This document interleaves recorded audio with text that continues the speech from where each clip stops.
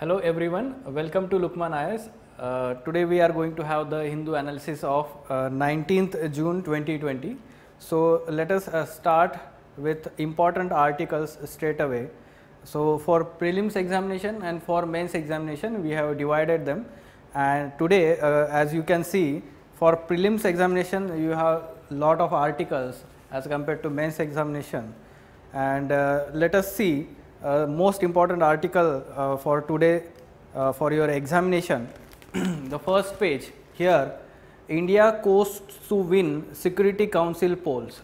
So basically 2 days back or 1 day back there was election for non-permanent seat of UNSC, United Nations Security Council, and India has won the let's say election, and the article is talking about that. At the same time, the same article appeared for your editorial also. So simultaneously we will see this article at the first.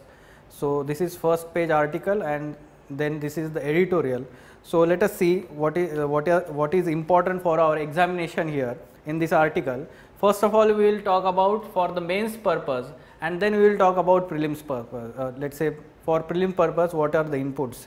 So here basically United Nations Security Council's non-permanent seat that India has won. So in first part of this editorial, here it is talking about with how many vote that India has garnered, 184 votes out of 193 total General Assembly strength, and this is very good sign that most of the countries have voted in favor of India. Along with India, the other countries like Mexico, Norway and Ireland has also won let's say seats to as a non-permanent member to UNSC. So the article in the first part is talking about it. At the same time, look at this paragraph here, and in this paragraph what India has been, let's say, focusing on let's say or focusing on garnering these votes by promoting its agenda through this document, new orientation for reformed multilateral system norms. Now this is important for your mains examination. You can directly write this, let's say, norms as a word directly in your examination. Now what is included, what was included, what India was professing to other countries so as to garner these votes is that it highlighted the demands for transparency in mandates for UN peacekeeping missions, push for India-led comprehensive convention on international terrorism, called for joint efforts for UN reforms and expansion of Security Council. So these points can be mentioned in your mains examination. So we know that IR part for GS2, there can be, or you can expect question on UNSC reforms. So this article is important for this topic, UNSC reforms. Okay. So these points should be mentioned here in the answer. At the same time, the article is also talking about, this statement is important here. Look at this statement. India has been long of the view that structure of the UN Security Council doesn't reflect the realities of 21st century. Try to understand, the same statement can be used for framing the question in your mains examination, exactly the same. Okay. At the same time, look at the conclusion here. Now in conclusion part, whenever you read good articles or editorials in the Hindu newspaper, try to note down the introduction and conclusion part of that article. Why? Because they can be directly written in answer for your mains examination. Look at this. To serve its interest and push for its agenda for multilateralism and reforms, India should adopt value-based positions that are not transactional, aspire for leadership of non-permanent members of the council, and be the voice of the weaker nations. So in similar way you can conclude whenever the question is talking about UNSC reforms. Okay. So this is one of the, let's say bright side of 2020 year, looking at the COVID pandemic in let's say world, and looking at the, let's say, bilateral relations that India is having, strained relations with neighbors. So we can say that this is the positive development in international relations. Fine. So this was about, let's say, mains examination. For prelims examination, what is, let's say, UNSC? First of all, we will see that, and what is permanent and non-permanent members of UNSC, and how the election is conducted for non-permanent members. Fine. So before that, brief question. This statement directly used here, the structure of UNSC Council doesn't reflect the realities of 21st century. So with reference to this statement, examine the need of UNSC reforms. Okay. So similar kind of question can be expected here. For prelims purpose, what is UNSC? So UNSC is basically the main organ of United Nations which is responsible for peacekeeping purpose, or let's say it is tasked with maintenance of international peace and security, the most important function of this let's say body. At the same time, we can say that members, the total 15 members are there. So 5 permanent members, we call them as P5. They are Russia, United Kingdom, France, China and United States. At the same time, they enjoy very large powers. For example, they can veto any substantive resolution of Security Council, and therefore we can say that they are having let's say very high level of powers in the United Nations Security Council. However, these 10 non-permanent members are having less powers as compared to P5. India is elected to these non-permanent members. Okay. So how they are elected, their terms? So we will see that they are serving 2-year term and they are elected from the regional basis. We can see that so each year General Assembly elects 5 non-permanent members. So accordingly, every year 5 for 2 years, total 10. Okay. So 2-year term is there for every member. So there will be vacancy of 5 non-permanent members every year accordingly. These 10 non-permanent member seats are distributed regional basis. Now these regional basis largely on continental basis. Different continents they are divided here, like 5 seats for African and Asian states here, 1 for Eastern European states, 2 for Latin America and Caribbean states, and 2 for Western European and other states. Okay. So total 10 states divided geographically. Fine. At the same time, the important fact is that India has been elected to this non-permanent members as a non-permanent member 8 times, including the recent one or this one. Okay. So this is important fact to be remembered for your prelims examination. Now moving on to next article, again which is important article with respect to India-China relations, or the recent developments between India and China standoff along the border. Now this is very important because it is written by Nirupama Rao. She was the former foreign secretary and ambassador to China, and really this article reflects the ground realities between let's say of India and China relations. So what the article is talking, it is, let's say, in first part it has given the brief background of recent developments along the LAC, line of actual control. At the same time, then it moves back to the history from 1959 to 2020. So in 1959, it is saying that there was skirmishes between India and China at the China border in Kongla region, Kongka, La, along LAC, and the similar just the Galwan Valley, the recent standoff and the skirmishes happened. The same kind of thing happened in 1959, and that created anti-China sentiment in India, and that, let's say, that was the flashpoint later on which developed into the problem or led into the problem in 1962 war.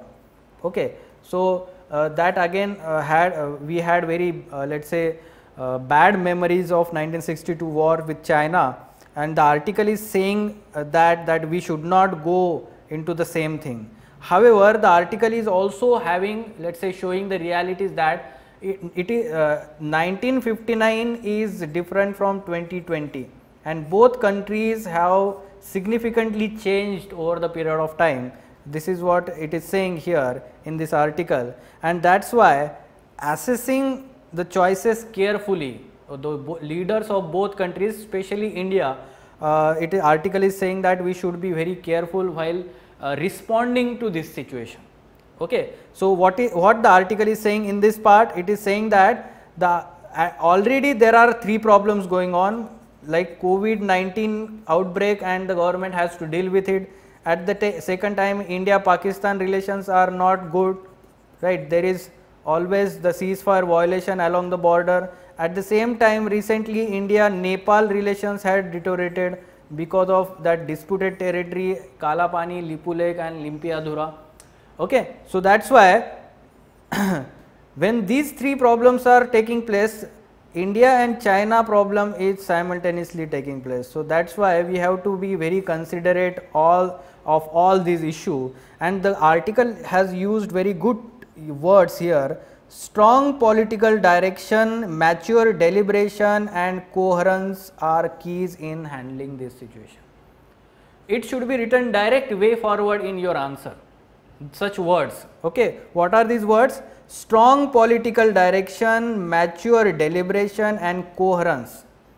Fine. So, the article is talking about that. And turning to the future, basically the article is saying that we should forget whatever happened in the past, and we should, or India should take initiative to solve this problem peacefully through dialogue. Here India should take initiative for insisting and timely resolving this boundary issue. Okay. So, that is why we can say that it is our responsibility to take initiative here. At the same time, though there will be no leadership level direct contact between the top leaders of 2 countries, there should be diplomatic communication channel open all the time, and that will help in solving or at least easing the tensions between these 2 countries, right. So, that is why this is also important. We can say that backdoor diplomacy, which is very important whenever the 2 countries are having such kind of tensions in bilateral relations. Fine. So, the article is talking about this thing, and in the end it has again written very good conclusion point. Here you can directly use here conclusion point. What is that? Good neighborhood relations are crucial for national stability and well-being. So, directly you use these words in your answer. Fine. So, basically you can note down these points here, and at the same time some important and good points related to strength of India which should be used here. First, here look at these points. These are mentioned in this article. You use these directly in your answer, positives or strengths that India should use effectively. Its democratic credential, we know that India is the largest democracy in the world, and that gives edge or let us say soft power to influence the international relations by India. Dynamism of its economy, yes, the economy is growing or emerging economy at the present in the world. Leading role in multilateral institution. Recently, the earlier article that we have seen that India has been elected as a member of non-permanent seat for UNSC, right. So, strategic advantage of its maritime geography. So, basically this point is talking about the location of Indian peninsula in Indian Ocean, which is very strategic location, and we know that most of the important, let us say, maritime routes or shipping routes pass through Indian Ocean. Okay. And the Indian peninsula or location is very strategically located in Indian Ocean, and that provides very let us say edge, and it should be used to counterbalance the China's influence, okay, in Indian Ocean countries. So, this is what we can use this as a strength or positives of India. Okay. So, what kind of question? Again the same statement is used here. Good neighborhood relations are crucial for national stability and well-being. So, discuss the statement with reference to recent development between India and China. So, we will have follow up of India and China relations in the coming lectures also, as the articles will keep appearing daily. So this is again the editorial on page number 6, fleecing fuel users. So article is talking about the rising petrol and diesel prices straight away for 12th day, right? And it is let's say talking about how the government is focusing, central as well as state government is focusing on increasing its revenue by taxing these, let's say, fuels. However, the brunt of this is being felt by the common citizen. Why? Because the public transport is not working because of lockdown, and that's why the focus, or let's say people are using their own vehicles, and that's why the fuel is being, let's say, purchased by the common people for their economic or livelihood, and that's why they are facing the problem. So basically article is saying that the government should, let's say, reconsider this policy. Here it is saying that it is imperative that authorities remove the speed breakers in terms of this more and more taxing the fuel price, let's say fuel, and this is called a speed breaker in this article on the path back to the normalcy from this lockdown period. Fine. So not much to take inputs from, but yes, the language is important and the points. The next article, again it is talking about, or for mains purpose, can India decouple itself from Chinese manufacturing? So as we know that there were recently 2 videos by Sonam Wangchuk which were very much viral on your social media. 3 Idiots का रैंचो याद है ना, right? तो वो रैंचो का जो role था वो क्या बोलते हैं हम, इन्हीं से इंस्पायर था, ठीक है? तो लद्दाख के एक we can say he is a environmentalist, he is a scientist and even the Roman Magsaysay award winner, and he is saying that we should focus on, let's say, self-reliant, become self-reliant and uninstall all the Chinese apps, or let's say start using start, let's say, removing the Chinese products from their life. So that's why there is a wave of sentiments sentiment in India about the Chinese products. Basically the article is focusing that whether we will be able to remove these Chinese products from our, let's say, Indian market and become self-reliant. So let me tell you, the article is pretty much pessimistic in nature, that it is saying no. Okay. So why it is saying no, we need to know about the arguments also, because we need to know arguments from both sides, right? So here in initial part, some important facts. What is that fact? Yes, India's imports from China in 2019-20 reached $65 billion out of 81 billion two-way trade or bilateral trade.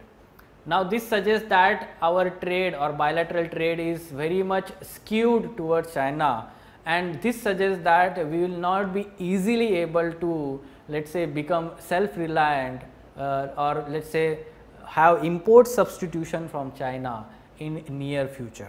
Okay. And there are some arguments. For example, here you can see in this COVID-19 period, it is saying that most of the instrument required by the medical team, or let's say medical practitioners, are imported from China itself, like their humidifier it is talking about, liquid soap it is talking about, all these products are imported from China. At the same time, it is talking about global value chains. So let me tell you the similar kind of article that had appeared in your economic survey this year. The chapter was talking about global value chains and focusing, let's say, or presenting India as a favorable destination for this global value chain, or let's say assembling the products in India. So what the article is talking about is that global value chains are, yes, finding the alternative to China, but they are saying that the alternative solutions or alternative place for them is either Southeast Asian nations or India. So how India can be, let's say, put forward as a favorable destination, that again becomes the, let's say, important point for our policy makers. So what should be our policy priorities that it is talking about. At the same time, it is also talking about the kind of foreign investment FDI taking place in India. It is completely taking place in brownfield and not greenfield. So, what is greenfield and brownfield? Whatever the investment that is taking place in existing infrastructure, that is called as brownfield let us say investment or brownfield infrastructure. While whenever the investment is done in, let us say, creating the new infrastructure, then it is called as greenfield infrastructure. So, what are the examples here? Here the example is given, like Walmart is taking acquisition of stakes in Flipkart, or Facebook is taking acquisition in Reliance Jio. So, there is already infrastructure and they are buying the stakes in these companies, right. So, that is brownfield let us say investment, and there is no greenfield investment, and unless and until there is no greenfield investment, there will be very less amount of employment generation in near future, okay, because of that investment. So, that is not of that much productive investment, we can say that. Fine. So, article basically is pretty much pessimistic, but we need to know the arguments of the negative side also, like how we will not be able to, let us say, have import substitution easily. At the same time, it is talking about a very prominent term that we can say that economic nationalism. What do we mean by economic nationalism? That whatever we have, we become the Atmanirbhar. We know that recently the Prime Minister of India has announced Atmanirbhar Abhiyan, like self-reliant, making India self-reliant. So, in the days of globalization, whether we will be able to have self-reliant India, given that we do not have that much amount of resources with us. So, that is why the article is being pessimistic about that point. And at the same time, nationalism, economic nationalism means everyone is talking about becoming, or let us say, boycott Chinese product, boycott everything, become Swadeshi and everything, like most of the government, let us say, politicians, at the same time ministers are also saying that boycott Chinese product and all these things. This is called as economic nationalism. So, basically we are moving towards closed economy rather than opening our economy, as the government is saying time to time. Fine. So, yes, we can say some inputs from the negative side can be taken from this article. Fine. Yes. So, moving on. Yes. So, now the prelims related article. This is article for your polity subject. The polls for or election for 19 Rajya Sabha seats that are going to happen today. Now, the basics of this, that how the constitution of Rajya Sabha is taking place, and then we can say what is the electoral collage for Rajya Sabha elections, and yes, let us see that the basics. Constitution provides for Rajya Sabha house, that is upper house or house of elders, consisting of 250 members, maximum 250 members, out of which 12 are nominated while 238 are elected. Okay. So, nominated members by the president from 4 fields. Which are those 4 fields? Literature, science, art and social service, right. So, the elections to Rajya Sabha or members of Rajya Sabha are indirect elections. So, we know that the direct elections are taken place in let us say direct elections are for Lok Sabha and direct elections for Rajya Sabha members. At the same time, at state level or state legislature, direct elections for legislative assembly and indirect so direct elections for state assembly, legislative assembly, and indirect elections for legislative council, if any. So, we can say that. At the same time, electoral collage includes the elected members of legislative assemblies of states as well as the elected members of union territories of Delhi and Puducherry. Fine. So, what is the method of election here? The system of proportional representation by means of single transferable vote. So, for members of Rajya Sabha, the system is proportional system of election. At the same time, for Lok Sabha, there is first past the post, that is the system, right. So, we can know these or take inputs from for your prelims examination. All these information is given in M. Lakshmikant. So, you can directly go to that book and further let's say revise that topic from the book. Okay. So prelims question that can be framed from this is electoral collage for election of members of Rajya Sabha. So such kind of question we can expect in your examination. Very simple question. Next article. Yes, in yesterday's lecture we have seen that in one article there was RIC grouping, right? Various international organizations and forums. One of them was RIC, Russia, India, China Forum. Russia, India, China Forum. And yes, India as well as China both agreed to take part in this trilateral grouping forum or meeting that is going to happen in near future. And yes, though the RIC group is or forum is, let's say, focus on, let's say, multilateral issues and not bilateral issues, still we can expect that the Russia will mediate somehow for, let's say, talks between the constructive dialogue between India and China to reduce or ease the tension between India and China bilateral relations. Fine. So Indian economy to contract by 4% forecast ADB. For your prelims examination, information about Asian Development Bank is important. At the same time, you should take the input, this one, Asian Development Outlook. This is the report, and you know that for prelims now there is new trend that every year one let's say publication of any international organization report index. So every year the question is appearing in your prelims examination, ADB and its report Asian Development Outlook. So make a note of this. So basic information about ADB, it is Regional Development Bank and started in 1966, members 68, and Japan holds the largest proportion. Now yesterday we have seen that which bank yesterday we have seen? AIIB, Asian Infrastructure Investment Bank, and that was led by China. China had the largest share. However, that was, let's say, a recently established bank, but ADB is the older one and that is led by Japan.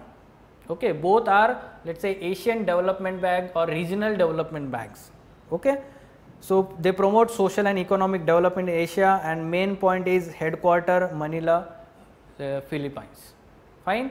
So what was the headquarter of AIIB? Beijing, right? So Beijing was the headquarter of AIIB. Now the question in prelims can appear like this: the regional development banks and their headquarters, so match the pairs. So they can jumble in these two, or let's say, what is NDB? NDB is New Development Bank. What is New Development Bank? This is the bank established by BRICS countries or BRICS grouping. So which is again India and China are both members of BRICS grouping, and its headquarter is in Shanghai. So this one, third option is correct. Such kind of prelims MCQs can be practiced. Next point, it is talking about Sardar Sarovar Dam, 11 meters short of full capacity.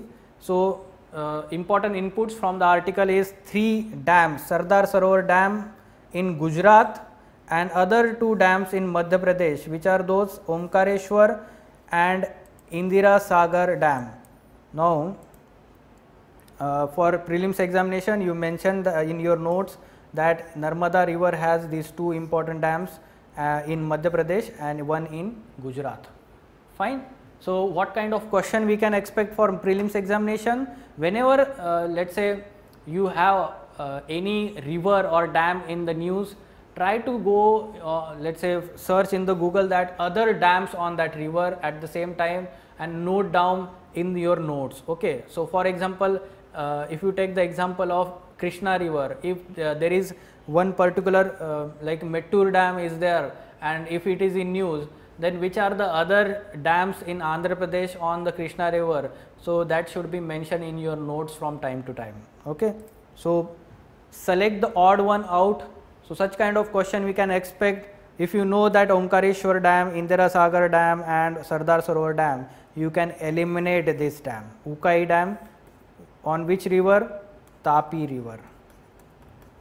Right. So Tapi river as well as Narmada river flows through Rift Valley. We know that, right? So between this excuse me, Vindhyan and Satpura ranges, right? So Rift Valley, and this Tapi river is just south of Narmada river. Okay, so such kind of question can be expected in your mains prelims examination. New topic, article, Nepal's new map now the part of constitution. So recently there were developments. Let us go to the background for your examination. We need to know what is this map, what is this disputed territory. So the disputed territory is related to these 3 points: Limpia Dhura, Kalapani and Lipu Lake. So this whole territory is disputed territory between India and Nepal. And why this dispute?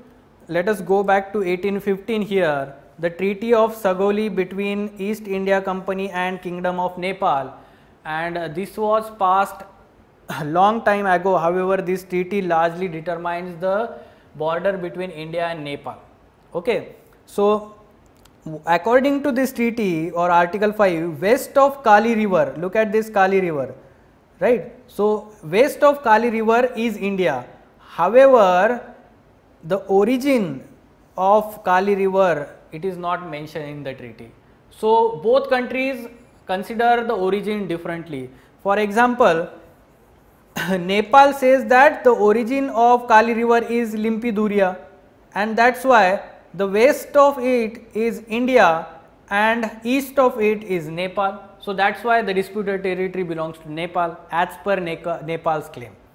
However, India says that it originates here in Kalapani, and that's why whatever the territory west of it is of India and east of it is of what we can say Nepal, and that's why the region belongs to India. At present, the India is holding that region, Kalapani region or Lipu Lake, and it is let's say controlled by Indo-Tibetan Border Police, ITBP at present since India-China War 1960. Are you getting this? Now, why this location is important? With 3 aspects. One is geostrategic, then geo-economic and cultural. So what is the geostrategic significance here? The geostrategic significance, it is located at tri-juncture between these 3 countries, India, China and Nepal. See here, tri-juncture. Okay. At the same time, geo-economic means what? There is a border trade between India and China here from Lipu Lake Pass. Okay. So border trade for border those people living at the border, this is important economic avenue for them. At the same time, it is of cultural significance because the Kailash Mansarovar pilgrimage, the Lipu Lake provides very easy pass for this Kailash. Here in China, Tibet region, the Kailash Mansarovar is located. So that's why Lipu Lake, and the recently built road to Lipu Lake, which provided, let's say, as a factor to anger the Nepal in recent time, that road was directly connecting to Lipu Lake through this disputed territory. Okay, so that's why that this is the background of this whole issue, and recently the Nepal Parliament passed this second constitutional amendment bill to its let's say amendment to its own constitution, and now it has become the, let's say, official map of Nepal. However, India maintains that the territory belongs to India in Uttarakhand state. Next article, US bill to sanction China over Uyghurs' rights. The article is of no significance. The only word important is Uyghurs. Who are Uyghurs? The location and the basic information about it. So if you have look at map, the northwestern part, the Xinjiang province, bordering the Central Asian republics here, Kazakhstan, Kyrgyzstan, Tajikistan.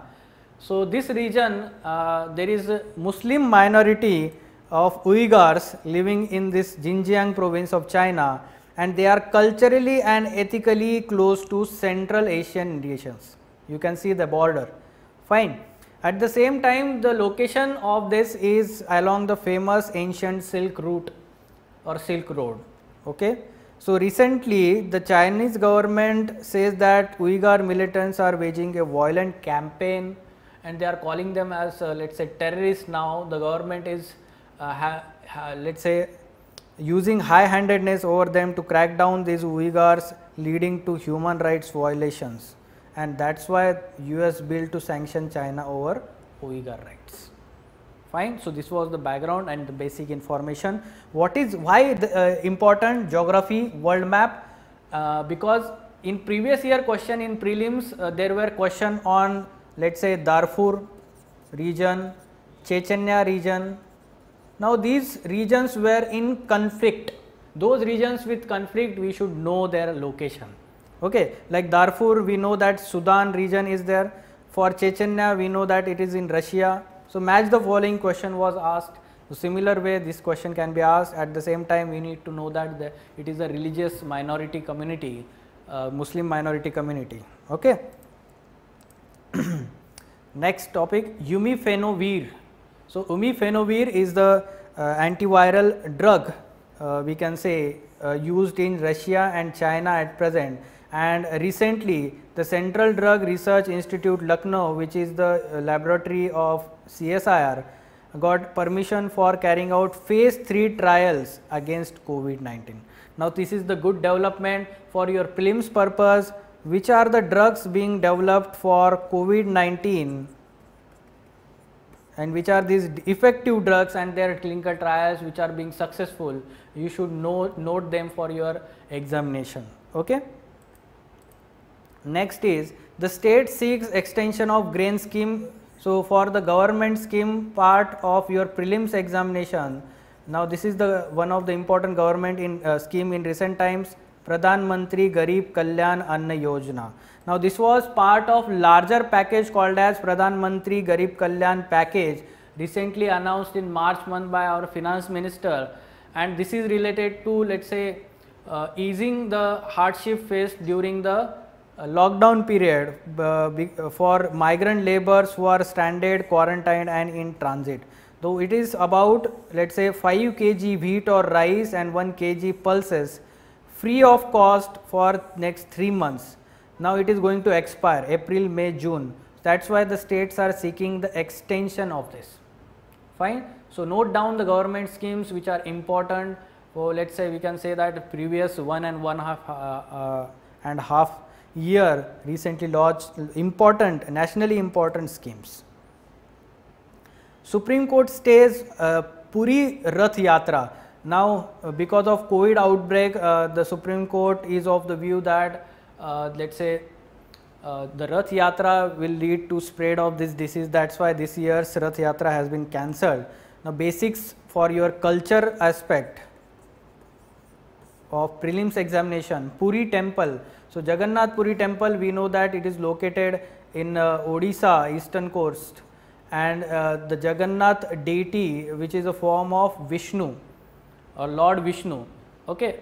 At the same time we need to know that it is built by kings of Ganga dynasty, and the type of architecture is Hindu architecture, Kalinga architecture, okay, temple architecture. The 3 deities or trio of deities worshipped in the let's say temple are Lord Jagannath, Lord Balbhadra and Subhadra. So these 3 deities are worshipped, and the famous Rath Yatra or chariot festival, annual festival that is conducted in this Jagannath temple, Puri temple. So we can expect such kind of question in your prelims examination, whether it is built by Pala dynasty or let's say Ganga dynasty and the Kalinga architecture. Next article again related to your culture part. Now in how to read the Hindu newspaper, that video we had said that the last page of the Hindu,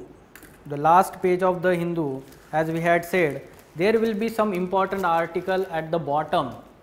Not every day, but there will be some articles, and look at this article. This article appeared in today's newspaper at the back page. Complete page belongs to sports page and one article for culture part, as if like it is written for your prelims examination, UPSC prelims examination. So what is given here? The megalithic burial rituals. Let us know of basics about this site. Kodumanal is the site in Tamil Nadu state, and it was ancient trade city according to Sangam literature. Now Sangam literature belongs to, let's say, ancient period, or before 2000 let's say years ago, and the Chola Empire flourished during that time in that Tamil Nadu region. It is located northern at the northern bank of Noyal river, which is tributary of Kaveri river. Okay, so this is also important. And what are the excavations at the site? They we had come to know that they are megalithic cum early tombs of historic period belonging to, let's say, 2nd century BC to 2nd century AD. Fine. So we can take inputs for our culture part. Now this article we can consider as miscellaneous article for your examination. Yes, or even if the question does not appear in your examination, still we should have the general knowledge about certain aspects, historical aspects. Now June 10th, as the name suggests, June 19, that is today's date, right? Date 19 June. So that's why June 10th, the word used here. Okay, and that has some historical significance for USA. And on this date 1865, slaves of Galveston learned from Union Army that they were free. So basically before that, or before USA Civil War in 1865, the slaves were not having the equal rights with their compatriots. Okay, so that's why there was civil war, and after that civil war, let's say in 1863, the President Abraham Lincoln issued an emancipation proclamation which declared that all those who held as slaves will be, let's say, are henceforth will be free or shall be free. Now because of this declaration, some states rebelled against the government, let's say union, and those states now they were called as Confederate states or Confederacy. Now this is important to, let's say, have knowledge about. Confederacy was formed by the 7 secessionist slave holding states. Major, let's say, all of them mostly were of southern USA states like Florida, Alabama, Texas, Georgia. Okay, and these states largely were dependent on agriculture and plantation, and that's why they relied mostly upon, let's say, African American slaves labor, and that's why they were very reluctant to end slavery. Okay, so that let's say general knowledge you should have about this. Confederate states, 7 states, they opposed union. The remaining government was called as the union. Okay, so this is the last article, important article. Important captions and quotations from today's let's say articles for writing your mains examination as well as essay. So if the question or essay is about international relations, very good statements. First one, good neighborhood relations are crucial for national stability and well-being, and this one, to serve its interest, push or its agenda, multilateralism and reforms. So India should adopt these policies. So very good statements to write in your answers. At the same time, so India's positives with China or relations with China that the article was talking about. The positives that India has, its strong democratic credentials, dynamic economy, role in multilateral institutions, and strategic location or maritime location of your Indian peninsula in Indian Ocean region. Fine. So these should be used in your answers. Fine. So for further information about our editorial classes, so ED classes, editorial discussion classes, wherein the important articles related to your mains examinations are dealt with in-depth analysis by Ansari sir and team. So you can benefit from that also. So for further information on that course, you can contact Lukman IAS. Thank you.